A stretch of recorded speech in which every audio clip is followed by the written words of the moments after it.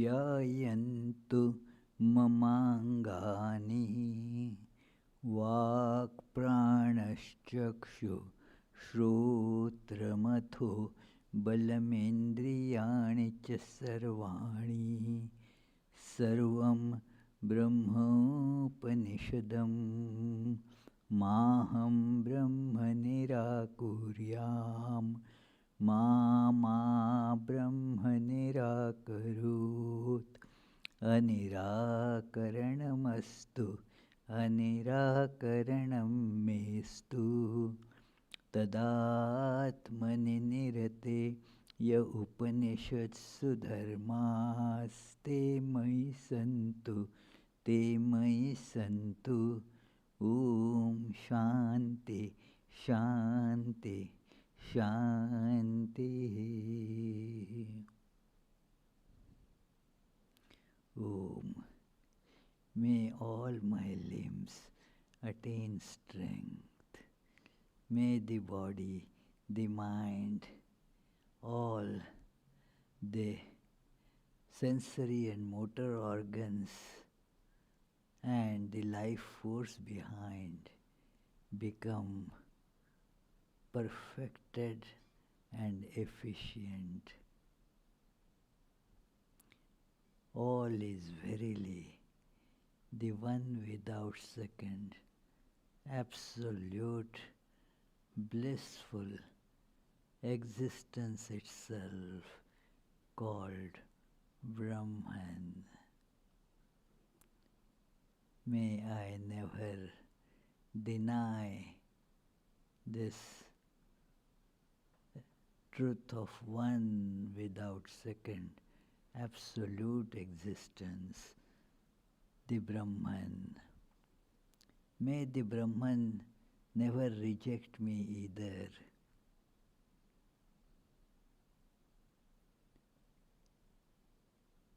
May all the blessed qualities described by the scriptures as necessary for the experience of this truth be with me.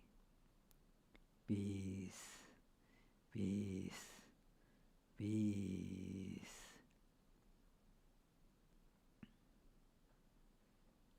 Let us feel this truth of oneness by feeling that we are like the salt dolls.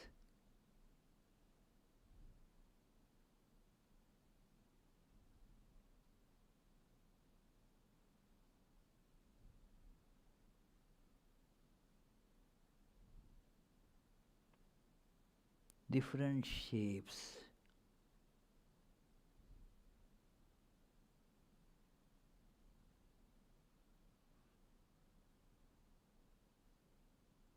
different sizes, but all is actually the only one substance.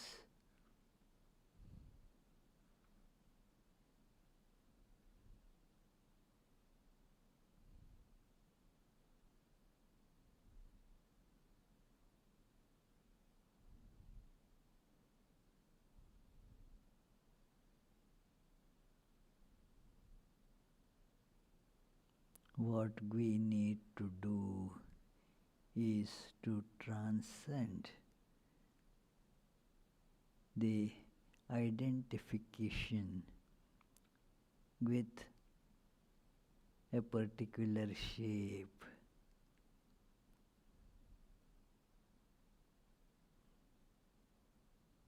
The shapes change. I am not the shape.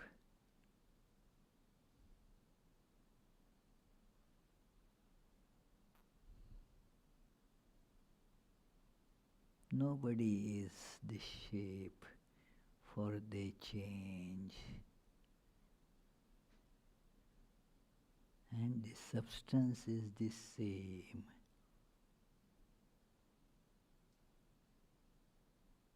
there is only one without second, all-pervading existence itself.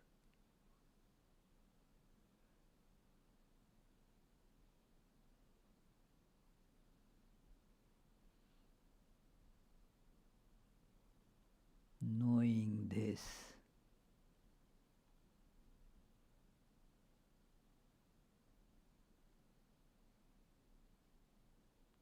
all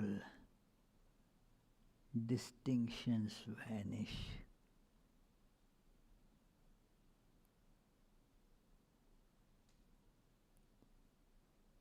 Time and space vanish.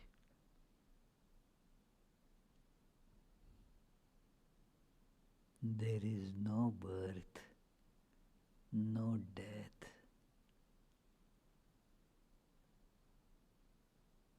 no desires,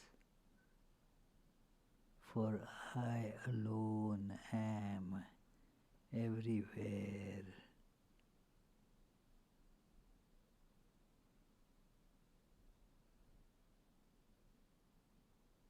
In the absence of desires,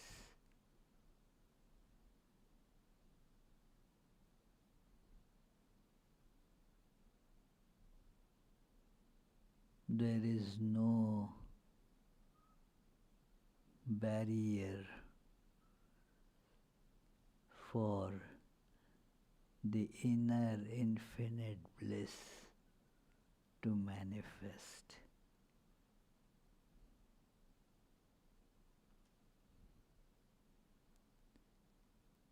I am bliss itself.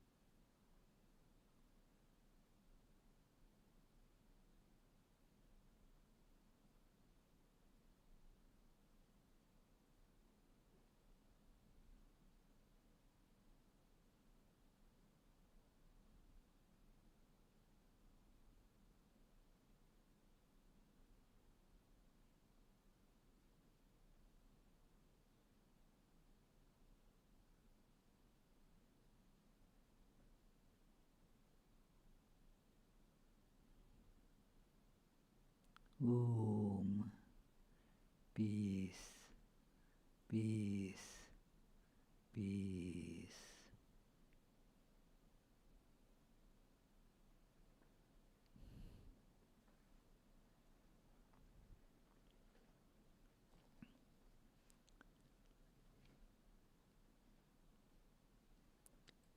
So, dear friends, let us begin today's discussion on Srimad Bhagavatam, stories from Srimad Bhagavatam, a great scripture and known for conveying the wonderful spiritual truths through fascinating and interesting stories. So that is the speciality of this kind of scriptures. There are the philosophical scriptures like Upanishads. Then there are the scriptures which give you the rules, regulations to be followed. And there are these scriptures, Puranas, which bring the same philosophical truths but through very nice, interesting, absorbing stories. So let us begin with our usual opening chant. Please chant as loudly as you can. Janmadhyasya yatonvayaditarata Schaर्थेष्वभिज्ञस्वराट् Tene brahmhridaya adikavaye Muhyanti yat surayah Tejo varimridam yatha vinimayo Yatra trisargo mrisha Dhamna svena sada nirastakuhakam Satyam param dhimahi. That from whom creation, sustenance and dissolution of the universe take place, who is both instrumental and material cause of it, who is omniscient, is the only one having self-mastery, being the one independent entity, who illumined the mind of Brahma with the Vedic revelation, whose wisdom is the wonder of even the greatest ages, in whom the world of the three gunas subsist, just as the combination of materials like fire, water and earth subsist in their causes without changing their elemental nature, in whose consciousness there is nothing false. On that truth supreme we meditate. So truth is considered another more visible name of God. God is truth. Because everybody respects truth. It is, I may not follow the truth always, but when somebody cheats me or tells me lies, I don't feel good about it. When some people are truthful, I have respect for them because truth is the greatest of the values that we can think about. As Sri Ramakrishna in his life exhibited that everything can be sacrificed for truth. Truth cannot be sacrificed at all. And he gave a very nice reason for it.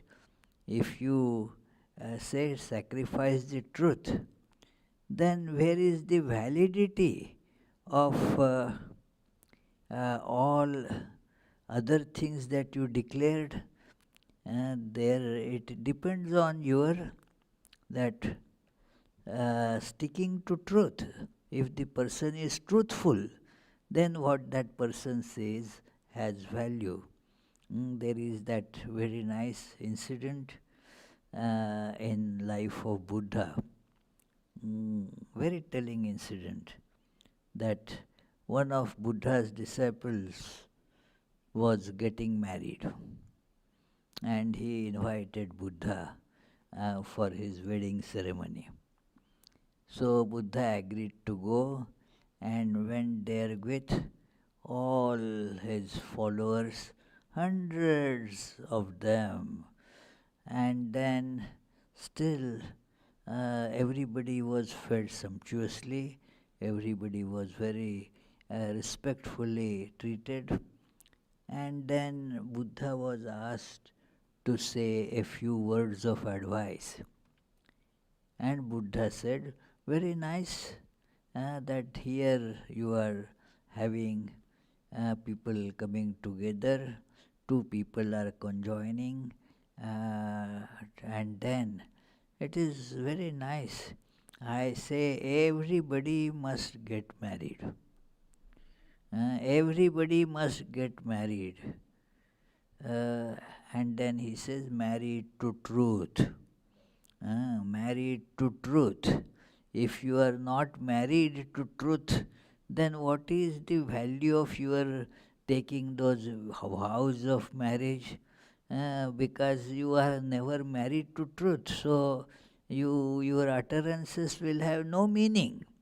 So your uttering the vows of marriage also has to precede getting married with truth. So that is how the truth is the highest value. So we are now proceeding to the story of Ambarish, a great king, that in the beginning that what was shown there, story of Ambarish, volume 9, chapter 0, chapter 1st. And then it is this Ambarish story is very well known story. In my childhood also, I read a small book with that title, King Ambarish. So, Ambarish, a very inspiring story that how through practice of unflinching austerities, humility, and devotion, one can counter all the calamities that come in life. Life, of course, as we know, has many challenges, many difficulties, but with the, this devotional attitude, one can uh, face any of them without a problem. So one remains steadfast, unflinching in the face of all problems. So, uh, and in this, his father's name was Nabhaga. He was the youngest son of a son of Manu. That son of Manu, his name was Nabhaga. And then in Sanskrit rules, from Nabhaga comes Nabhaga. So that is how you see the name of this Manu, Vaivasvat Manu, because he was son of Vivaswan. From Vivaswan comes this word Vaivasvat. So all that from Kunti, the son of Kunti, very famous son of Kunti. Tilakji, you know the son of Kunti.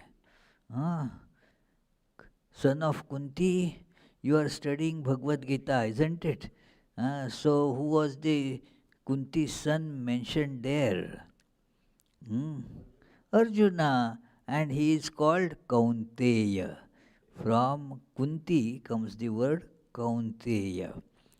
So it is like that from Nabhaga, his Nabhaga's son got called Nabhaga. Uh, the way it is normally written in English would pronounce the same Nabhaga, Nabhaga. No, therefore I have put additional A's to show the difference. Nabhaga. Uh, he was the youngest son of a son of Manu. While he was staying away at Guru's home for learning, oh, this is leaning, a mistake in spelling in a hurry, misspelt. Read it as what? Learning. So his uh, his older brothers again here there is a typo. Today I was very busy here and there. So he's older, but that is no excuse. I am sorry. His older brothers partitioned amongst themselves. There should not be that apostrophe, just brothers. Partitioned amongst themselves all the ancestral property, thinking that Nabhaga has been staying at Guru's place. So Nabhaga, was really staying at Guru's place. But as it happened, he wanted some more learning. So he stayed at the Guru's place for a longer time, much longer than what normally is expected to stay.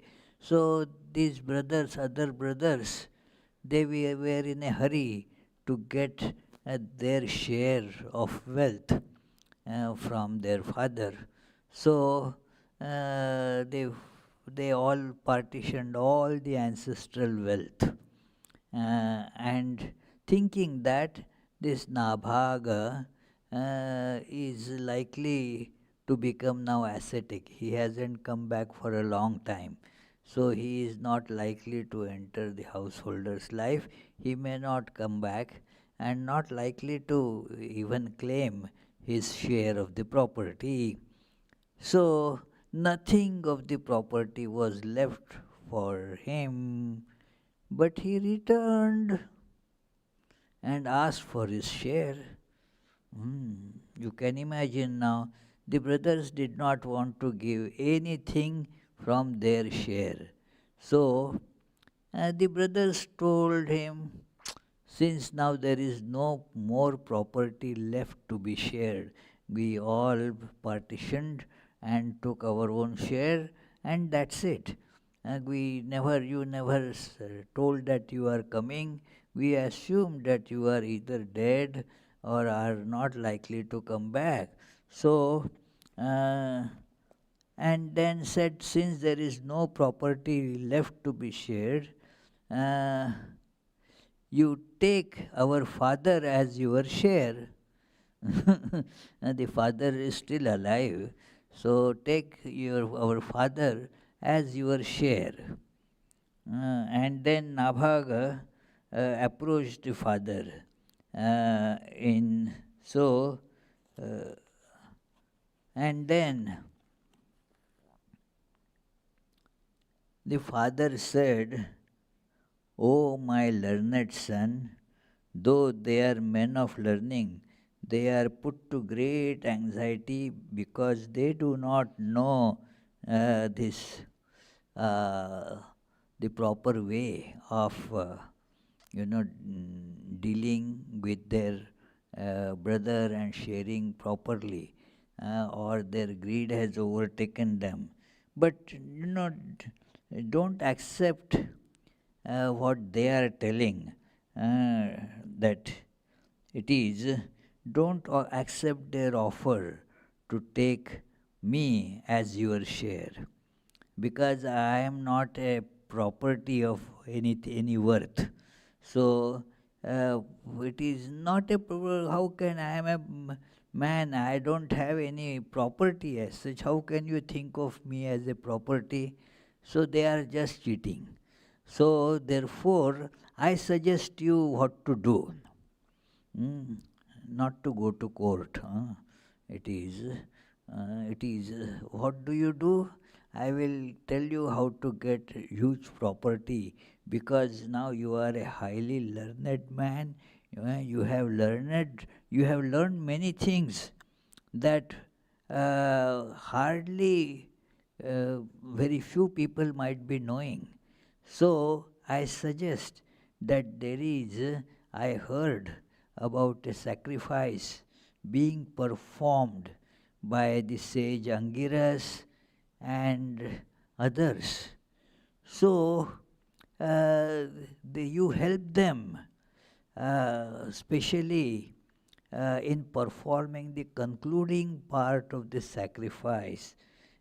He says that they do not know the mantras to be chanted at the close of every 6 days in connection with the rites pertaining to Vishwadevas.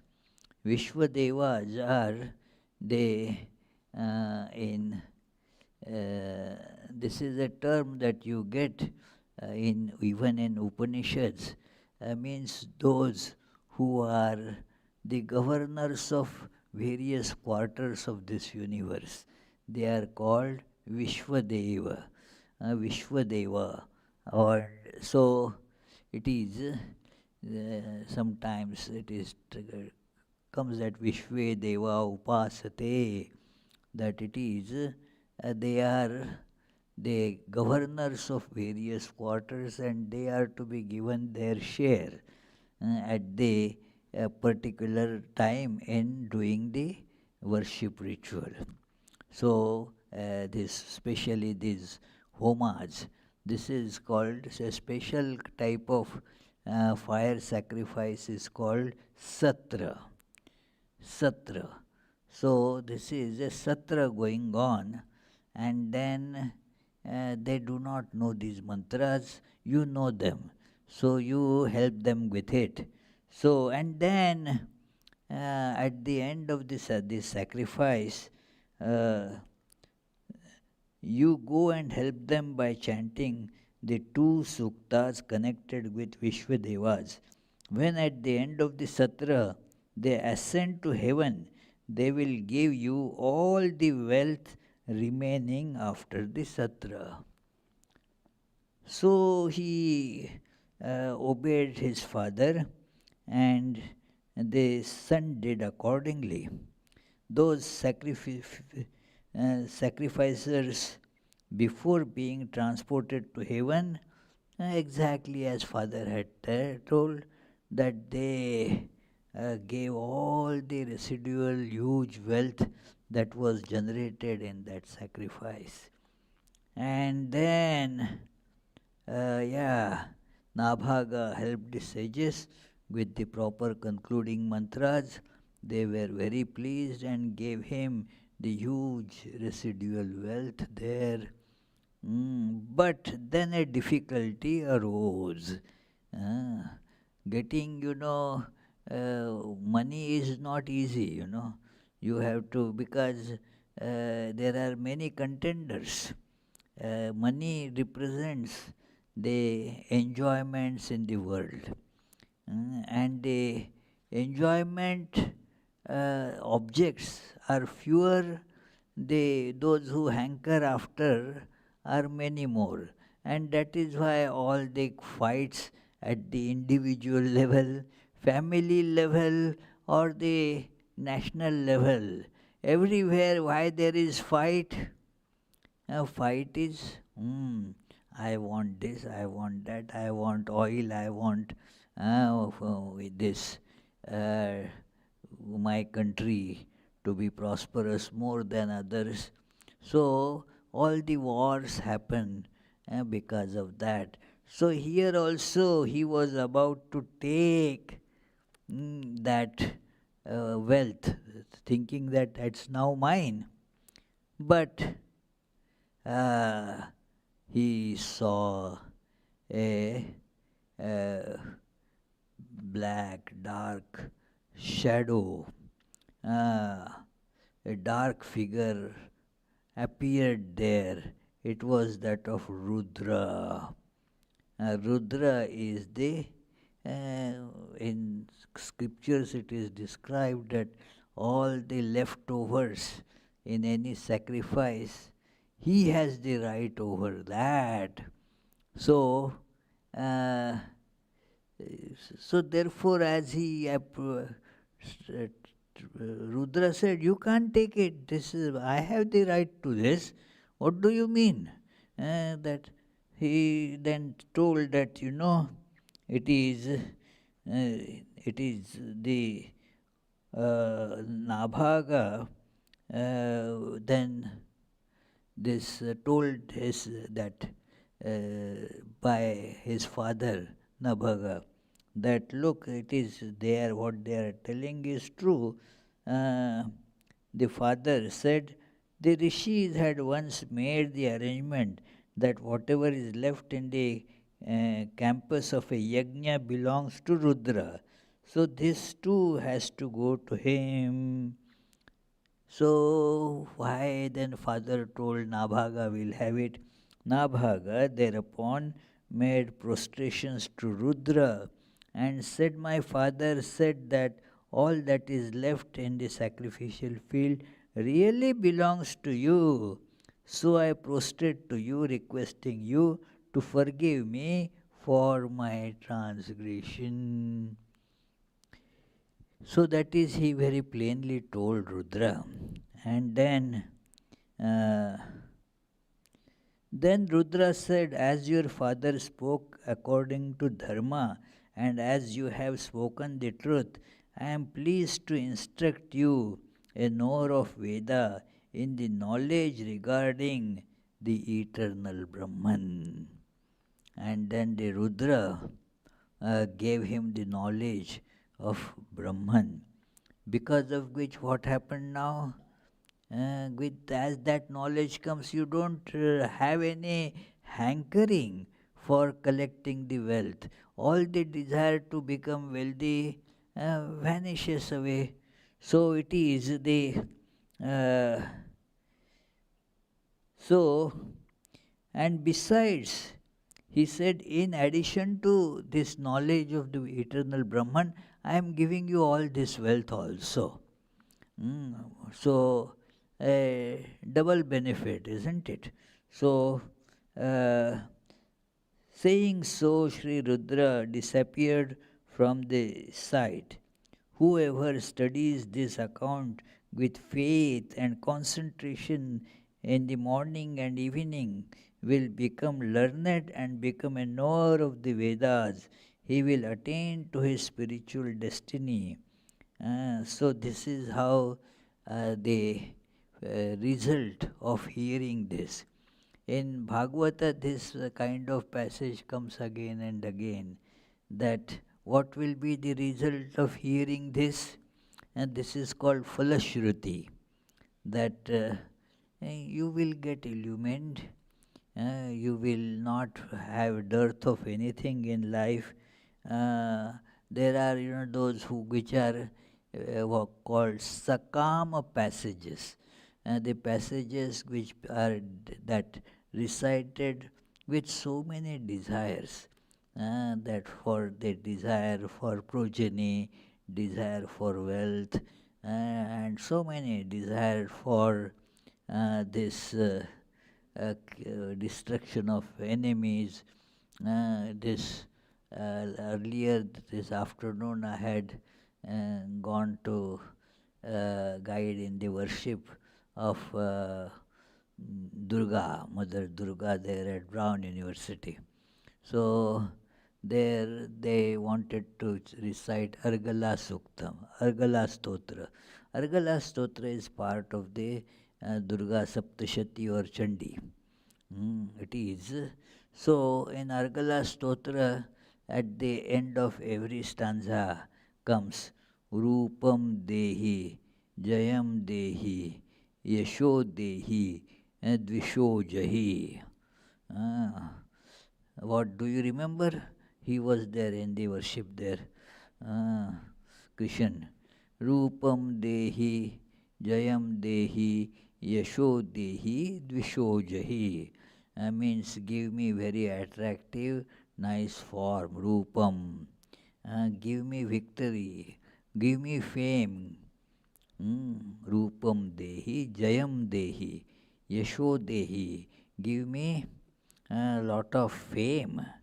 And not only that, those who hate me, kill them.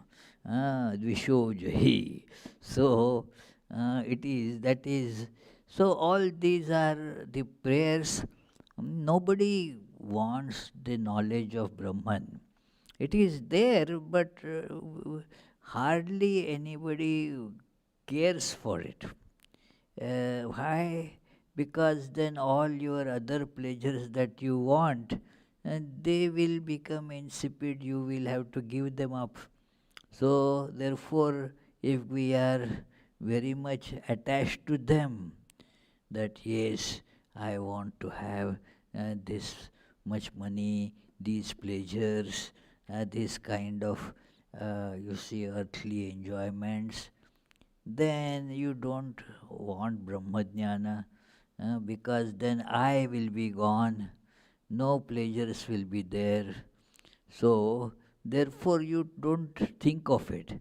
In Gospel of Sri Ramakrishna, one story comes. Sri Ramakrishna is narrating that beautiful story that Ravana wanted to, woo Sita.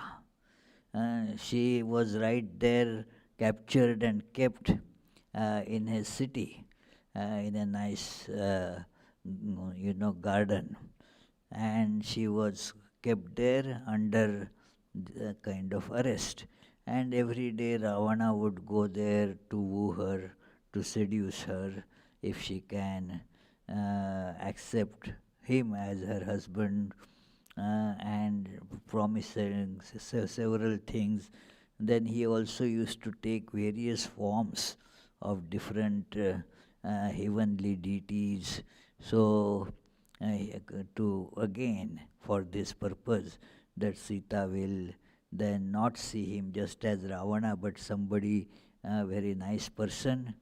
But Sita was not at all getting, her devotion to Rama was just unwavering.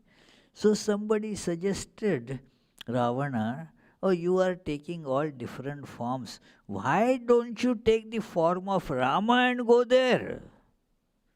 Hmm. What a nice, simple proposal, isn't it?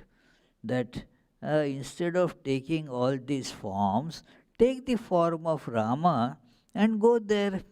And then Sita, seeing that Ram has come, will immediately come to you.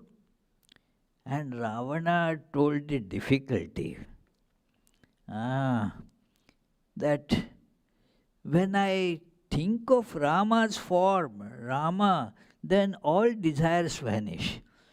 Even the three worlds will not be of anything worth having. What to speak of getting somebody's wife. All the desires vanish when Rama comes. Idea of Rama comes, everything else seems to be useless. It is, you don't want it. So, as this Tulsidas writes, that where there is Rama, there is no Kama. If there is Kama, then Ram disappears. So, that is why this Brahmajnana, people don't want. It is there to be easily gotten, but even to think of it, somebody would says, to think of God, meditate on God, I get headache. So therefore, meditating on money and enjoyments and politics doesn't bring me headache. But then meditating on God means I get headache. So that is how it is. Not that the person is making some excuses. Very sincere person, but there is an inner resistance to that, because that will cut all our enjoyments. We say that we what to do. I am praying, but God doesn't come. Imagine, if God comes, rings the doorbell, and you see through the hole, God has come. How many of us will open the door? Uh, we are not really ready. Most of us are not ready. That we will not open the door for God, because then everything else will go away. My so-called pleasures, my house, my spouse, my children, and my reputation, everything will just vanish in no. There itself, it is all dream, like breaking the dream. In the dream, you became a king. Like that man was telling his wife, the wife said, our that only son passed away this night, was so sick, and then ultimately breathed his last, and I don't see you crying. What happened? Oh, when you woke me up telling this news, I was seeing a dream that I have become a king and I have 7 sons. And when you woke me up, all that vanished. Now I don't know whether to weep for this one son or for those 7 sons. It is like that. That it all the world vanishes, you know. It is it is all play, finished, gone. All the worldly concerns also gone. Then Tilakji will not have to worry about all those different family problems and how to get the remaining 2 children married and also all that thing, doesn't have to worry about any of those things. It is the whole thing will vanish. So that is why even if given on the platter, Brahmajnana, hardly anybody would take it, So it is, so you know that incident we had discussed a few days back, that one devotee would say to all that, see, Holy Mother, I go and Holy Mother gives me prasad. So somebody suggested, why you go and ask for prasad?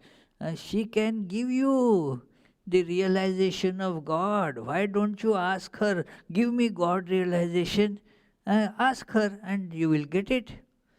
And he said, okay, next time I go now, I will ask her that.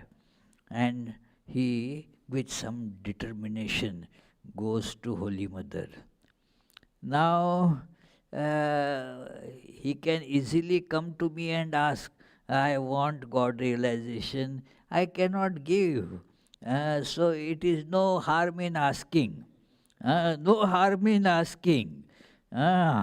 Krishna will ask me, Swami, will you give me Taj Mahal? What is this? Yeah, because I am not able to give it.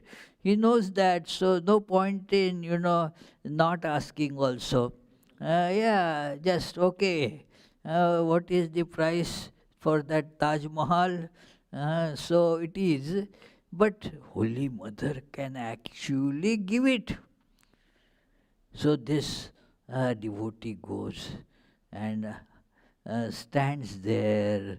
Now Holy Mother appeared very different to him, and he could not utter a word.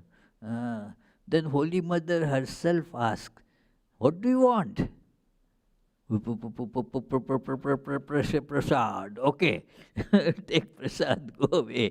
So that is not easy to ask, It is that there is similar incident in Swami Brahmananda's life, that he was asked by his all those disciples every morning. They would come and sit with Brahmananji, and Brahmananji would tell many nice incidents about this thing and very good advice. Many of you must have read the book Eternal Companion. It is collection of these. So uh, somebody said, Thakur, Sri Ramakrishna was Kalpataru. Why don't you become Kalpataru? He said, okay, but don't tell anybody that tomorrow morning I will be Kalpataru. So many came and he started asking, what do you want? In fact, he would, many things would you like this? No, all right, I am fine, I don't want. And nobody asked for Brahmagyana or God realization. Nobody asked. That is how we really, when there is a possibility of getting this God realization, we will shudder. What will happen then to my this and my that and my that? So therefore, this Nabhaga did not hesitate. He got it. And then when, therefore, but it then means all that wealth he had nothing to use or no use of it. It is. So he will attain, whosoever hears this account will attain to his spiritual destiny of. Then this story of Nabhaga goes from there to Nabhaga's son, Ambarish. And Raja Parikshit asked Shuka, O worshipful one, I desire to hear that story of that high-minded royal sage Ambarisha, whom even the weapon of an ogre released by Durvasa could not touch, could not affect that person the least. Tell me that story of that pious king Ambarish. So Ambarish was Nabhaga's son, and through his valor, uh, he and all the power that he had became the ruler of the whole world. But he was always tremendously devoted to God, regarding therefore his whole kingdom as just a lump of earth. What is there to get, you know? It is nothing worth.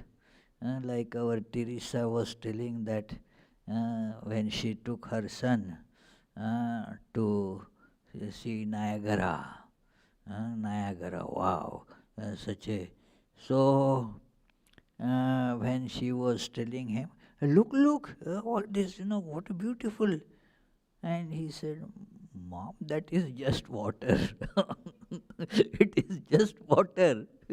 So, of course, that is out of a different reason, but when you know the truth, all this becomes really what is it?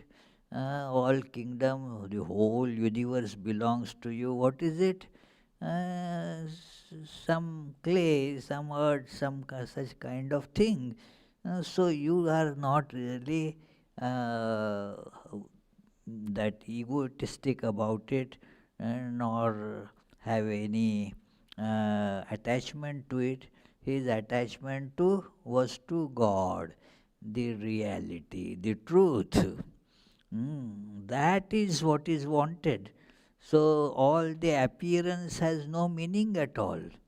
When you see the truth or the appearance, all is becomes meaningless. So that is how the life of one who realizes God becomes free from all desires. What is the difference between the ordinary person and a sage? Practically speaking, what is the difference? That question was asked in the second chapter, towards the end of the second chapter, by Arjuna to Krishna. Okay, I heard that such a thing happens and then goes beyond ignorance and all. But then, what is the practical difference in day to day life? We walk on two legs. Does he walk on four? Or walks on head? We eat food by mouth. Does he eat by nose? What is the difference? And if there is no practical difference, then what is the use of that knowledge? A very simple, straightforward, practical question. So, Shri Krishna, that question, very nice. That sthita prajnasya ka bhasha samadhisthasya keshava sthitadhik kim prabhasheta kim asita vrajeta kim. All simple actions, day-to-day actions, how this saintly person does. And then the reply is that, oh, they are just like the actions of ordinary person, but there is this great difference. All the desires have gone. Hmm. All the desires have completely vanished. And the implication is that having all the desires vanished, all suffering also vanishes. Not only that, that is the only way to get rid of suffering. Hmm. It is, we want to end the sufferings, but we don't want to remove the cause of suffering. Now, how will then the sufferings will go away?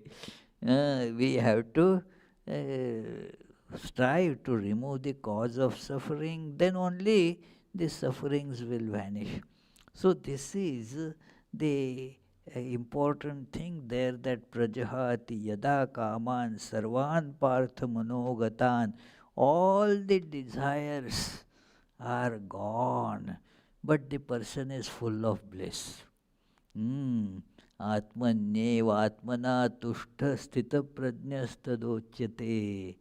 That the person finds the source of real joy, and that is in yourself. When you know this, then you do not have desire at all to get happiness from this or that or that.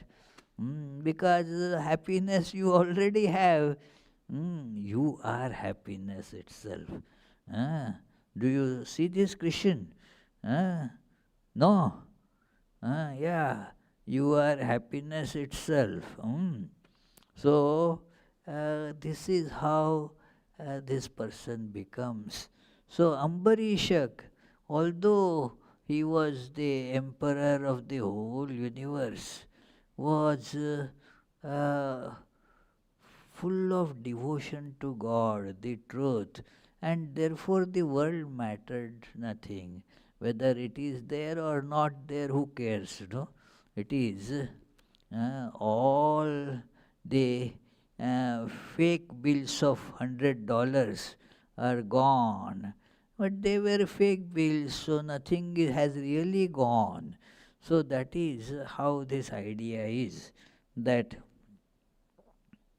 as he had the highest devotion for Vasudeva and the holy people devoted to him, he could regard this whole universe representing all wealth as nothing but a clod of earth. He trained his mind to be ever engrossed in the thought of Krishna's feet. See how a devotee's life is. It is described here. And that all the attention is on the feet of the Lord. Feet in the sense, the grace of the God comes from that. Therefore, they touch the feet of God, touch the feet of holy people. Why do we go and touch the feet of holy people? Because that is where the blessings come from. So it is his words in recounting the excellences of Krishna, his hands in cleaning his places of worship, and his ears in listening to the sacred accounts dealing with Krishna's actions. He devoted his eyes to looking at the holy images of Mukunda, the Krishna, his sense of touch to contacting his great devotees, his sense of smell to imbibing the fragrance of tulsi leaves enhanced by the contact of Lord's lotus feet, and his sense of taste in consumption of the food left after offering to God. So, this is how the life of devotee is. Everything is connected to God. All the five senses, they are not looking at anything in the world. They are not trying to contact anything in the world.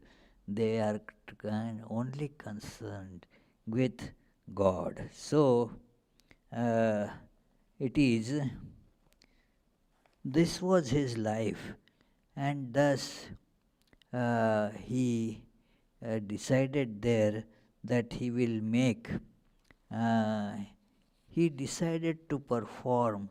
I am fast forwarding here. He decided to perform a special ritual or a form of, vow, that it is called the Dvadashi Vrata. Dvadashi Vrata is different from Ekadashi Vrata.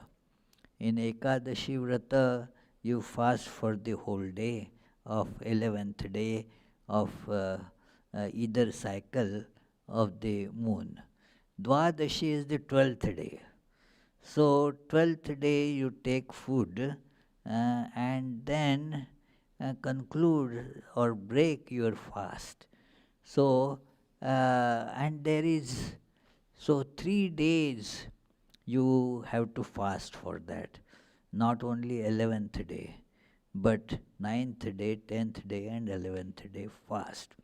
And then uh, uh, invite all the people, especially the known sages and all holy people, to partake the grand feast, and they are to be given all the gifts. So that was to be done. So it is described here that he and his devoted wife decided to do that. Uh, Towards the close of the period of the vow, they observed fast for 3 days in the month of Kartika. During this period, they bathed in Yamuna and worshipped Hari in Madhuvana. They adored Hari with the highest devotional exaltation and intense concentration, performing the great ceremony of holy bath, Mahabhisheka. Mahabhisheka, in accordance with the ordained rules. Uh, they offered him and his desireless devotees worship with all the articles of worship, sandal paste, etc. And then costly garments he sent as gifts to uh, all holy abodes of men, and 60 crore cows was sent as gifts. So, and then the description that each cow was, the horns were decorated with some gold, these platings, and then it is, and they were all very good milk cows. So all this he did offer to everybody, and then of course a big feast was given to all. Till then, the king and the queen did not take any food. But then there is the time was approaching, that it is to be completed before certain hour. And then it is, if you don't do it, your vows are broken. So, and just about that time, the very well known or whatever, notorious for his anger, Durvasa appears there. Durvasa came, and king and queen welcomed him, and then he said, let me go and take a dip in Yamuna, and then I will come and take the prasad. But then what happened was, this Durvasa was taking long time. Now what to do? It is because the time was passing. So king was in a dilemma, big dilemma, what to do? Should I wait for Durvasa, or should I take food, because the time is running out. This, in a few seconds it will be over. So then this, all the vows will get broken. I will get curses. It will not be according to the rites proper. So what should I do now? Big problem. So he decided to consult the sages and acquire other experts there. So he consulted them, and then, according to their advice, he took a sip of water, because water, it was told, is either, it is not a food as such, so you didn't, because it is sacrilegious to eat first and then let the guest come and eat, and that would not be good. So what happened next? So we shall see it next Friday's class, because it is already 8:27. So we shall have this closing chant. And if you have any questions, please feel free to ask, or you can type also.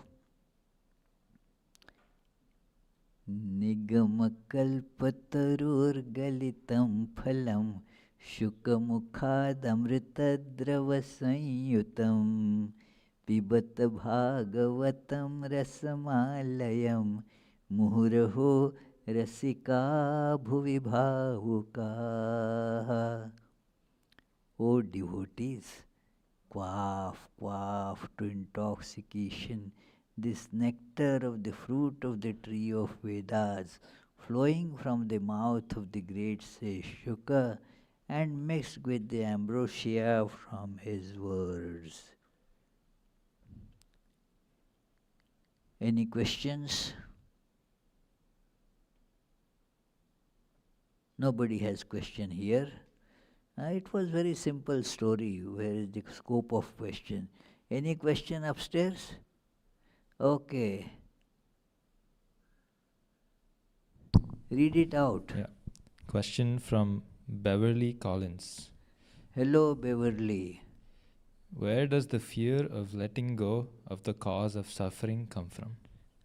Where does the fear of letting go of the cause of suffering come from? Oh, that is because of ignorance. It is where from the cause, the fear of letting go. You know, there is a very funny incident. It is in the life of Karl Marx, that Marx was telling the very terribly oppressed labor class to rise in rebellion. And yeah, because they are all tortured and tortured. So, but the laborers would not rise, because they thought that then they would lose whatever they have. They would be laid off, and they would not have whatever they, even now, whatever little they have. And then he announced, proletariat have only chains to lose. What do you have to lose? Only chains to lose. But they appear to be very precious chains. So thinking that they are very nice ornaments, jewelries. So you don't want to give it up. So this is how we cling to this world, thinking that what will I do if it goes? That what is there to go? It is all nonsense that will go away. Uh, it is all the garbage that will go away. If you want to hug the garbage, then it is a different thing. But know that it is garbage, then you will not hanker after it. You will not try to hold on to it. Why do we do? Because we are ignorantly thinking that it is so precious something, and it is not. When you see that God, our true nature alone is real, all else that is not real, you have no desire to hold on to it. Good, you certified that answer. Okay, good. Any other question? So let us conclude with the closing chant. As you know, tomorrow there is the day-long meditation. There is, of course, is the other things like the guided meditation and prayers from 11 to 12, and then after that the meditation, silent meditation will be from noon to 8 o'clock. Mukund Madhav Govind बोल, केशव माधव हरि हरि बोल. मुकुंद माधव गोविंद बोल, केशव माधव हरि हरि बोल. हरि हरि बोल, हरि हरि बोल, हरि हरि बोल, हरि हरि बोल. कृष्ण कृष्ण बोल, कृष्ण कृष्ण बोल, कृष्ण कृष्ण बोल, कृष्ण कृष्ण बोल. मुकुंद माधव गोविंद बोल, केशव माधव हरि हरि बोल. केशव माधव हरि हरि बोल.